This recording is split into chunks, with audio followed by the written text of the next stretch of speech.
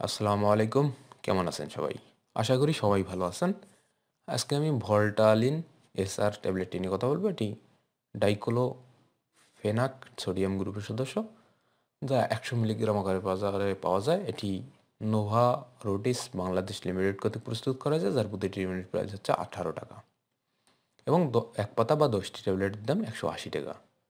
এটি বাজারে ৫০ milligram, ৭৫ milligram, ১২.৫ milligram এবং ৫০ মিলিগ্রাম ডিটি আকারেও পাওয়া যায়।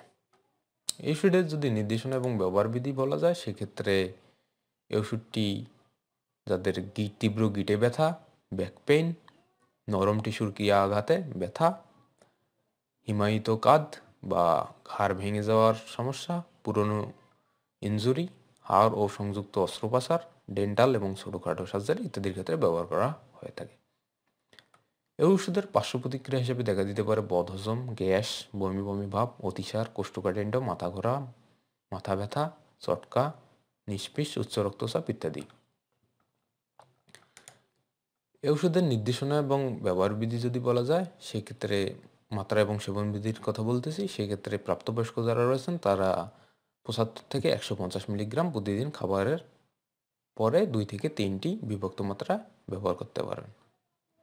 তবে দীর্ঘমেয়াদী ব্যবহারের পরে এর ডোজ হ্রাস করতে হবে, অর্থাৎ এর ডোজ কমিয়ে আনতে হবে। যে কোনো ওষুধ খাওয়ার পূর্বে ডাক্তারের পরামর্শ গ্রহণ করা উচিত। আপনার বর্তমান শারীরিক কন্ডিশন, ওজন এবং আপনার বর্তমান ওষুধের তালিকায় ডক্টরকে অবহিত করুন। ডক্টর এর উপর ভিত্তি করে আপনার সঠিক পরিমাণে ডোজ দিতে পারবে। যে সমস্ত রোগীদের ক্ষেত্রে এই ওষুধটির প্রতি অতি সংবেদনশীলতা রয়েছে, তাদের প্রতি এটি নির্দেশিত, অর্থাৎ পেপটিক আলসার এবং হাঁপানি রোগীদের ক্ষেত্রে এটি নির্দেশিত নয়। এই ওষুধের পার্শ্ব প্রতিক্রিয়া আমি আগেও বলেছি, তবে বিরল ক্ষেত্রে ডায়রিয়া হতে পারে, কিন্তু এটি খুব কম মানুষেরই হয়। গর্ভাবস্থা এবং স্তন্যদানকালীন সময়ে এটি ব্যবহার্য না হলে ব্যবহার না করাই উত্তম। তবে যদি একান্তই ব্যবহারের প্রয়োজন বোধ করেন, সেক্ষেত্রে ডক্টরের পরামর্শ গ্রহণ করে ব্যবহার করতে হবে। অন্যথায় স্তন্যদানকালীন সময়ে মাতৃদুগ্ধে এটি অল্প পরিমাণে গিয়ে শিশুর ক্ষতি করতে পারে।